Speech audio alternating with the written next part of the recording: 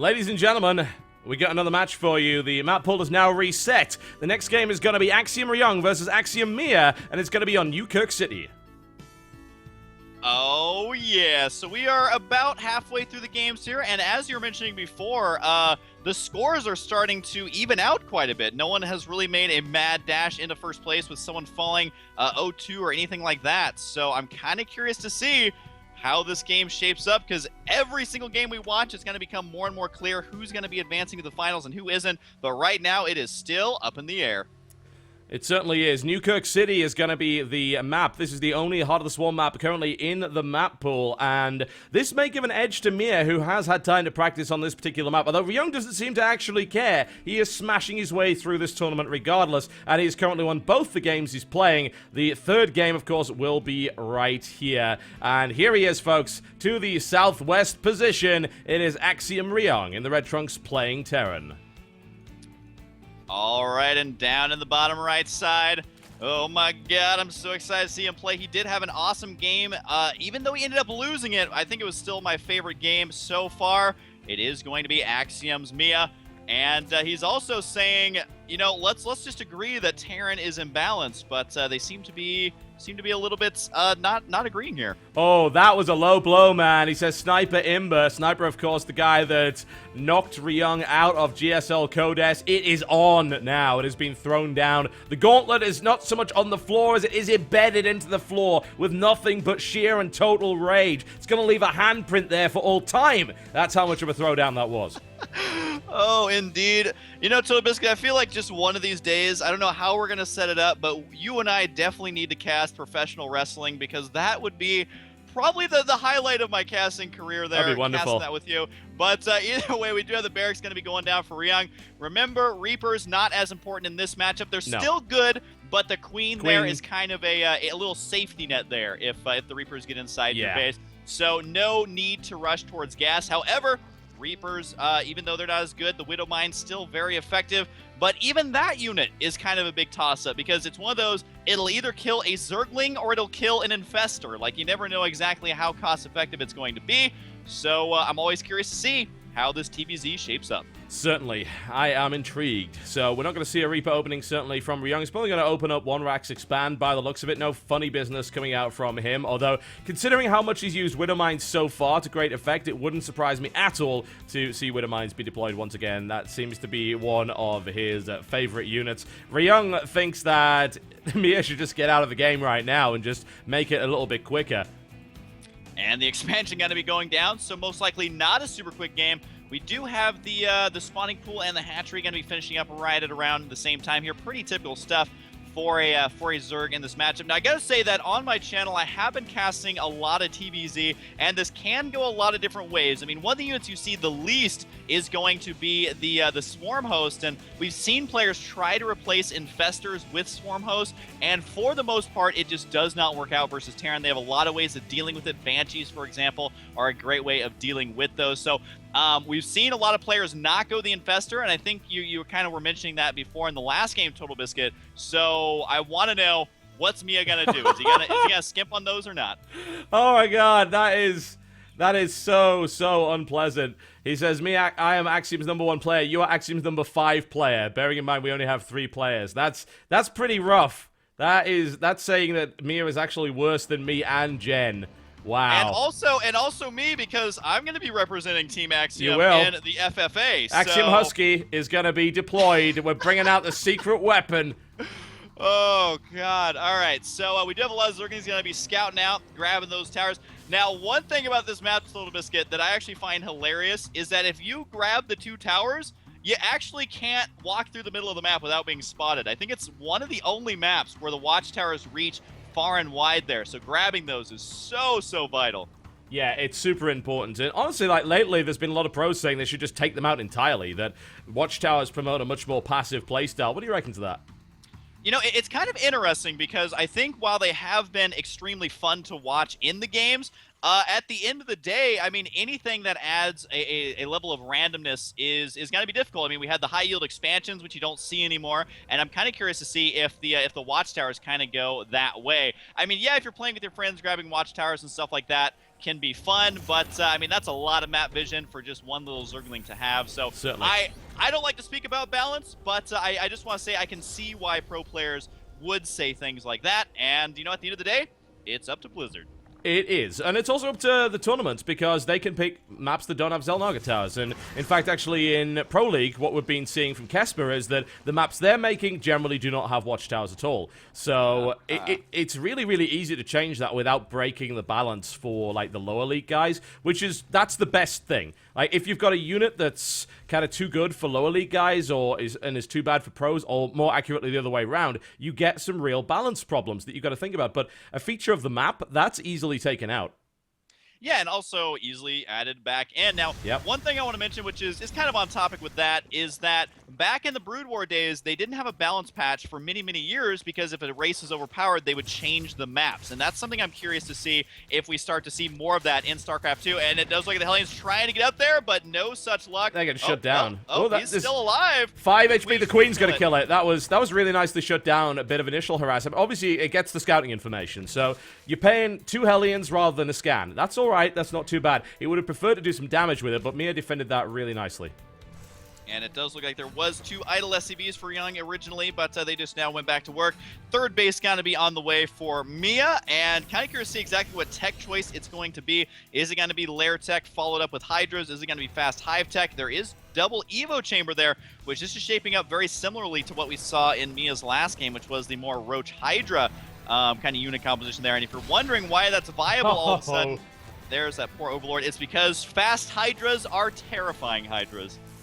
That was a really lovely trick by Ryung, actually. He borrows one Widowmine, doesn't borrow the other. The Roach goes right for it and then gets splattered by the hidden Widowmine. That was really lovely. And also using it to grab the Watchtower there. I believe they don't count as grabbing Watchtowers if they're both burrowed. So one's just going to be chilling out over there. They always have that cute little spotlight, but don't let it fool you. They're kind of like koala bears. Koala bears are actually extremely mean, but very cute.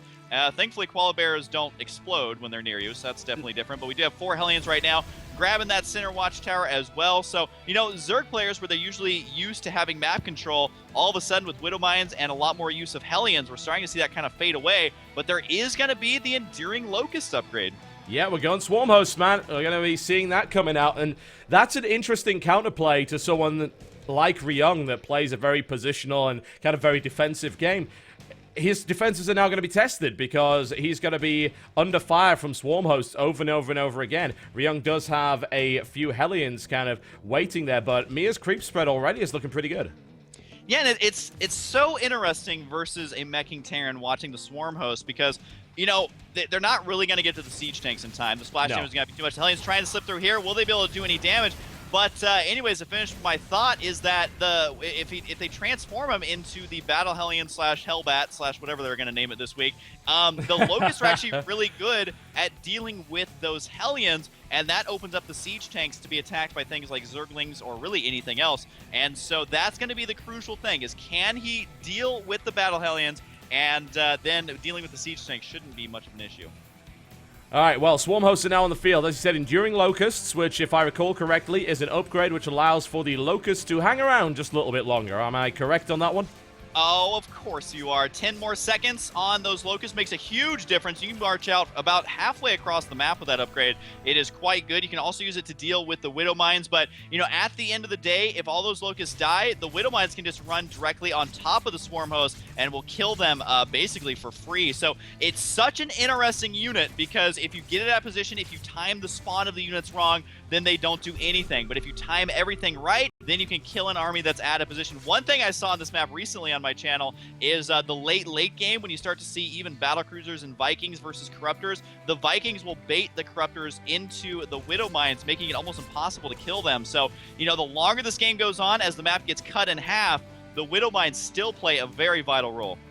Using the changelings to go forward and keep an eye on things. These guys need to actually deploy. Swarm hosts are going to burrow right now, and immediately you can see Ryung is just moving back as quickly as he can. Locusts now moving onto the field, and with the use of the Overseer as well, he's able to deal with a lot of those Widow Mines. The thing is that the Locusts actually spawn faster than Widow Mines recharge, so this is a good way of dealing with this kind of Widow Mine turtling strategy here. And also a Ling Run by coming around. Yeah, up on the north side, remember the watchtower there, grabbed by the SCV, so he knows that this is going to be happening. More and more Locusts on the way. Now, what you'll see some players do is actually micro the Locusts to reduce the amount of splash damage, because these are free units at this point. As long as you keep the Swarm Host alive, this is free damage. So he's cleaning out the Widow Mines, cleaning out the Siege Tanks, doing a surprising amount of damage here. Ryung, you can see, he's not quite sure how to deal with this, as those units were able to clean that out. And all of a sudden, the center map is the Zerg's kind of playground at this point. The mech not going to work out. The counterattack being semi-effective, but not going to do too much damage there. So now, we're for the first time, we're seeing a player effectively deal with mass Widow Mines. That we are. The combination of the Swarm Host and the Overseer is doing a really, really great job of doing that, as you can see. And Ryung's strategy, honestly, is very defensive kind of mech-based play, and I feel this Swarm Host push is actually really, really powerful against this.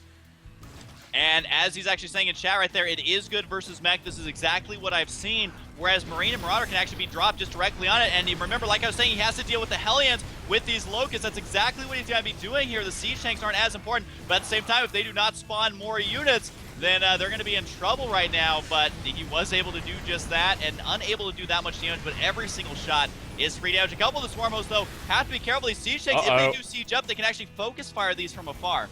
He needs to scan and actually deal with that. If he kills the second wave, a couple of Swarm Hosts running right in there, some Roaches engaging as well. This next wave of Locusts hit, but that's a lot of Siege Tanks. Locusts are probably not even going to get into range here with that much. Stop. What are you doing, Swarm Hosts?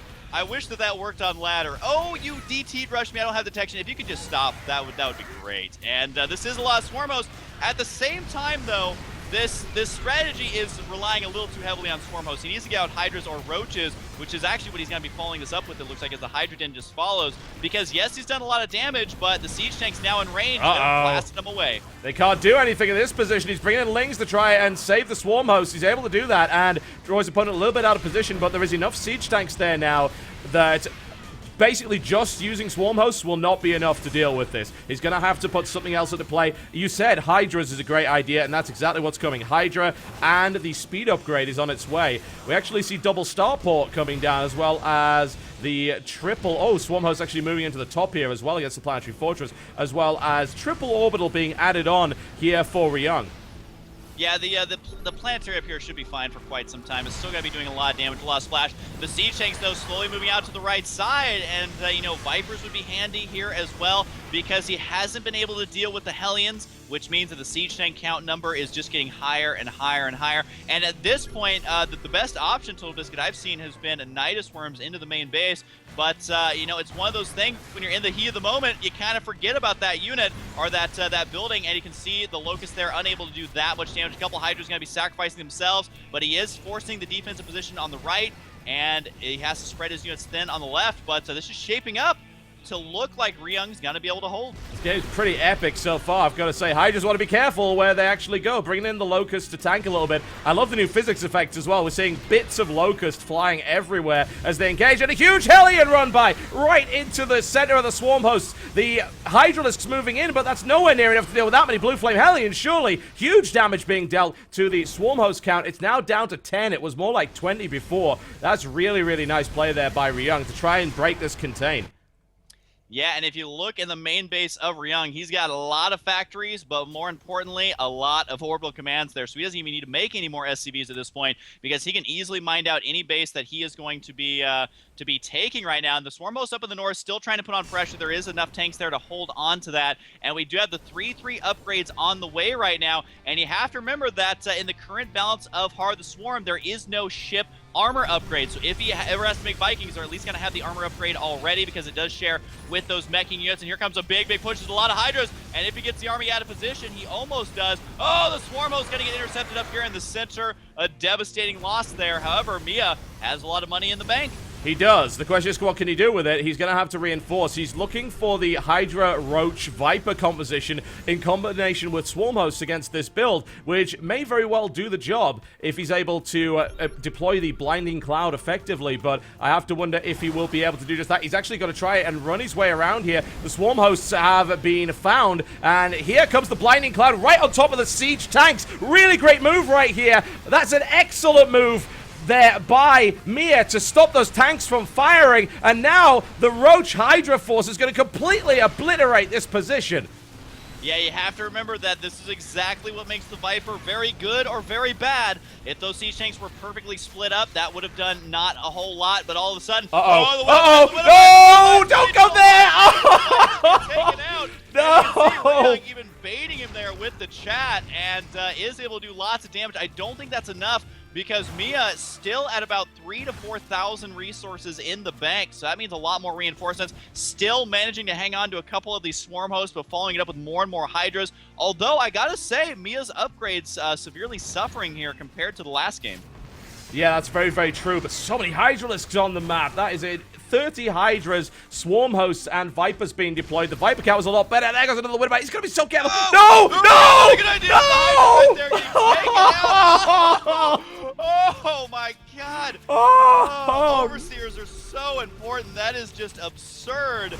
Now, I gotta say that similar to Brood War, games can swing back into players' favor much easier with units such as the Widow Mine, whereas we're used to seeing the game where if you get ahead, it's very difficult to actually lose the game. But you know what? Not in Heart of the Swarm and not with Widow Mines. This is so good. This game is hilarious. I love it. It's going really, really well for Miya, actually. His opponent is on 4 bases, but he's got so much of the map. He's got a great bank, and he's building these great compositions here. And quite frankly, he's in a phenomenal spot. He's adding in the Nidus Worm. As you mentioned earlier, Nidus and Swarm Host is a really great combination. Oh, sorry, I'm just laughing at Ryung here, taking out the rocks there and trapping himself by accident. There is going to be an attack over here on the top left side, using the Blinding Cloud. Notice how the Planetary can't attack because there's nothing in melee range, and looks like the damage is going to be intense. Does he have enough energy, though, to keep it up? Yes, he does. The Planetary going to get taken out. Oh, wow, that was a really nice move there by Miya, and Ryung is struggling in this game, now pushing forward with a clump of roaches going to run into every tank in the world, so not the best idea. However, the roach is going to be sacrificed, but I don't think Miya really cares. Getting rid of the roaches to replace with some more useful units would be great, like Hydras, for instance, that are on the way here, and that Planetary was taken down. Mining base-wise, I mean, Ryung is doing okay at his natural. His main is mined out. He's got this base here, which was denied. He's only mining for 1 base now, and Miya has been able to establish 5. Yeah, he does have to watch out, though, for the push coming through, grabbing the tower once again. And those siege tanks still stuck in the south there. Unfortunately, they don't quite know how the collapsible rock tower works, as they did get trapped down there after they cleared that out. But he's got to be careful, because the siege tanks, once they siege, he's got to rely on the Blinding Cloud once again. The Viking count is so high, so the Viper's got to be tough. But at the same time, he manages to dodge the Viking. Blinding Cloud is to prevent the retreat. Oh my god! Race from Miya. Ryung! Like, it's not going to be enough. Such a good move from Ryung. Suddenly, Vikings out of freaking nowhere coming in here. He didn't deploy the siege tanks knowing that Blinding Cloud would be a problem. And as a result, he goes right in with 3-3 and just obliterates Miya's army. An unbelievable comeback. Yeah, and you were mentioning all the bases he had was not enough, though, for it to kick in. And these siege tanks doing a lot of damage, but here comes a lot of roaches, taking out a Hellion or 2 here. And the siege tanks are not siege, so these Hellions are the roaches here might actually be able to clean this out. This game is not over yet. Yes, he's behind in supply, but he's got a beautiful economy at this point. Take a look at the income tab. You can see he does lead in that regard, although now it looks like Mule's starting to kick in there. But Hydra's on the way, more drones. The Viking count, though, remember, they're gonna default with that 3 armor just because the factory, the armory shares that upgrade with the factory units and might actually be able just to land here behind this base. That's exactly what he's gonna do. The roaches, though, should be able to clean this. Yeah, they should be able to do that, and this game is nuts. That was an incredible move, actually, by Ryung to just go forward and not siege the tanks up and just get right in close, knowing that you could Blinding Cloud me all you want, but if I'm point-blank range, I can hit you anyway. And he did such a good job there, and he's still way ahead in terms of his supply, but as you said, the economy for me is really, really good. Will he be able to reinforce quickly enough to get his army back into play? Yeah, I mean, right now he's fully mining on 3 bases. They aren't completely saturated, but he is trickling in those drones one at a time. The Vikings are going to go straight for the hatchery. Oh, no, they're going for the spine crawlers, I guess. It might actually be enough here to break. It is enough, not something you normally see. But at the same time, the Hellions in the south have eaten up every single drone except for just a couple on the gas. And you know what? Miya needed these bases to get back in the game, and now he's losing both of them. So unless this attack down here at the main base does some major damage, he's not going to have a backup plan. He really, really does not. He's trying to work his way through here. A couple of tanks moving in, but these are still 3-3 tanks. Deployed or undeployed, they're still really, really effective. Oh, no, the drones are gone. That was an obliteration right there. And Miya having such a strong game, but Ryung pulls the unbelievable comeback. Yeah, I gotta say, you know, Miya, you were mentioning that he's been practicing. You can tell he knows what to do. He knows how to do it. But the Terran player is just seemingly having his number today as he is able to, or not able to deal with those units. I mean, just a lot of Hellions on the field now. And right now you can see Ryung has got a lot of money saved up. And Mia's saying that he is crying and that he wants baseball. What? Oh, Miya, as this final push right here is going to be it. I mean, it's over 100 supply advantage at this point for Ryung. There's not a whole lot he can do. I don't even think if he had Widow Mines right now, he could recover from this because this army is mighty terrifying. It really, really is. Just creeping up the planetary fortress just out of spite more so than anything else. Someone's going to have to wait 1 minute. I don't even know what he's talking about here. Honestly, what is his plan? Oh, is he going to throw it? I think it's going to be infested Terrans. I think that's what he's talking about there. Throwing the infested Terran eggs like baseballs, maybe. Yeah, there you go. But I don't know if that's going to really help. Infesta's being deployed. Infesta's apparently terrible now. Widow Mines coming along for the ride. 6 Widow Mines being built simultaneously. And this is going to be pretty crazy as Ryung is moving in with everything he's got. There's just no way in a million years Mia's going to be able to hold it. Yeah, I mean, he has. I'm pretty sure he can win with just pure Hellions at this point. Yeah. Which is never a good situation for Zerg, but it does look like the Infested guy try, I assume, lob out their little baseball. Oh, he means the, not the Infested Terrans, but the globular missile there, the fungal. Hitting that one tank. Oh, man, that one siege tank does go up to bat. Currently not striking out as he is able to kill off those infestors quite easily. Oh, he says it's a home run, so obviously I should never commentate baseball, but at this point, you don't know anything about baseball, bro. It's pretty obvious Mia's out of it. Oh, no. And, yeah, those poor infestors. Yeah, those infestors are not going to live all that long, and there goes another one. All the infestors are obliterated. Ryung is on the train. The Ryung Express is moving its way into the natural. So many mana mules down on the ground already. GG! Yeah, there's going to be your winner, Ryung, and if I'm not mistaken, TotalBiscuit, that means he's 3-0, which means that he has a very high chance. I don't know if it's guaranteed yet, but a very high chance of being one of the top 2 players, as he is currently 3-0.